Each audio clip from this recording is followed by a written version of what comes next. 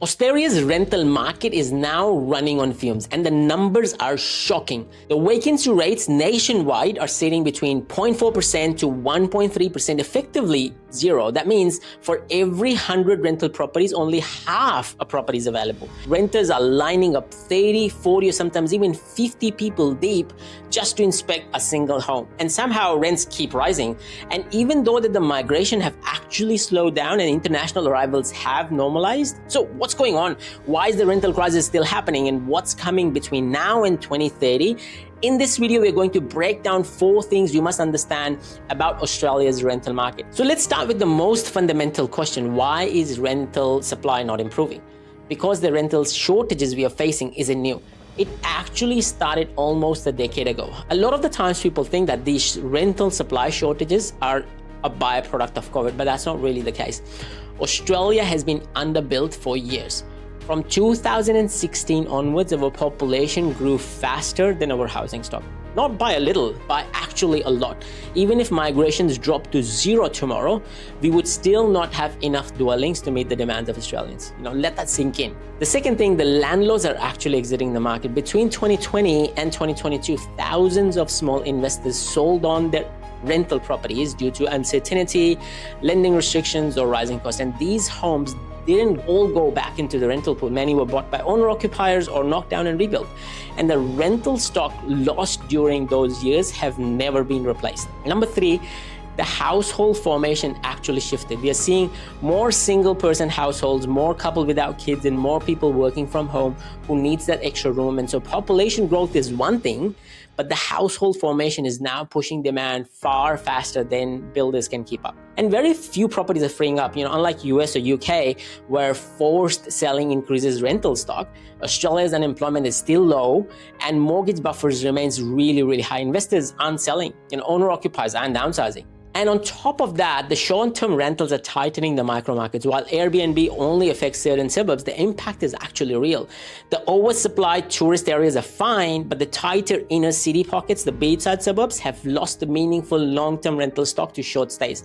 And the result, even if population growth stopped tomorrow, we would still be short of tens of thousands of dwellings. And the rental supply isn't improving because it wasn't there to begin with. Now let's look at where is the rent actually rising. Number 1 is Perth, the hottest rental market in Australia. Perth continues to lead the nation with fastest rent growth, a mix of interstate migration to short-term wage growth and extremely low supply has created a market where vacancy rates are effectively zero.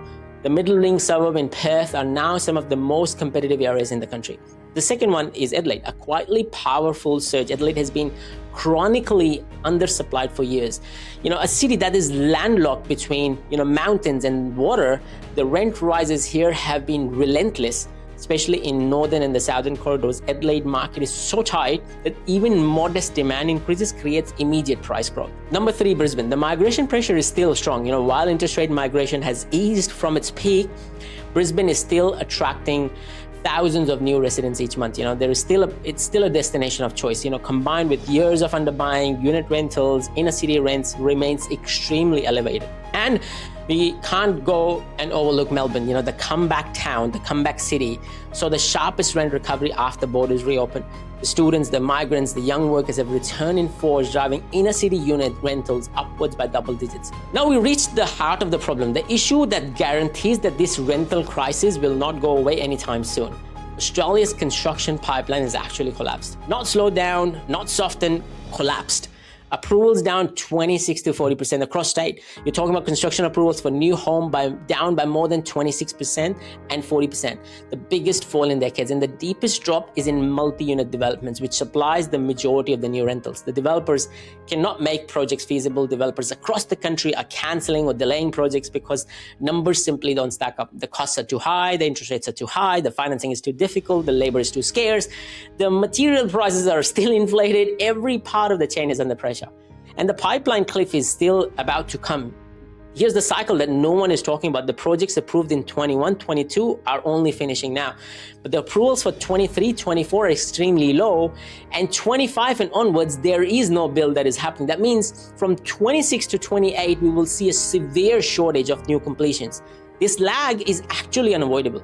Once the pipeline slows down, the outcomes are baked years ahead. The build to rent is actually growing, but they are tiny. The build to rent market has been sold as a fixed for the crisis, but even with rapid growth in build to rent model, it adds roughly around 1% of the rental stock per year. That's not enough to counteract the collapse in the private investment in the traditional housing construction. And more builders insolvencies are actually ahead. Builders are still failing. Many who survived in 22-23 are now facing delayed payments and fixed price contracts that can no longer make sense. The result, the rental crisis is not caused by the demand alone. It's caused by the construction industry that has been pushed to the brink right now.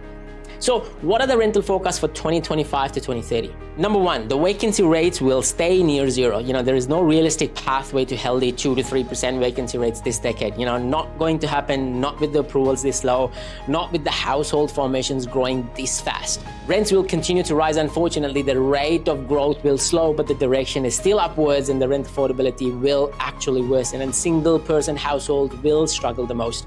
Students, young families will face the hardest conditions. Number three, the supply cannot catch up until late 2030.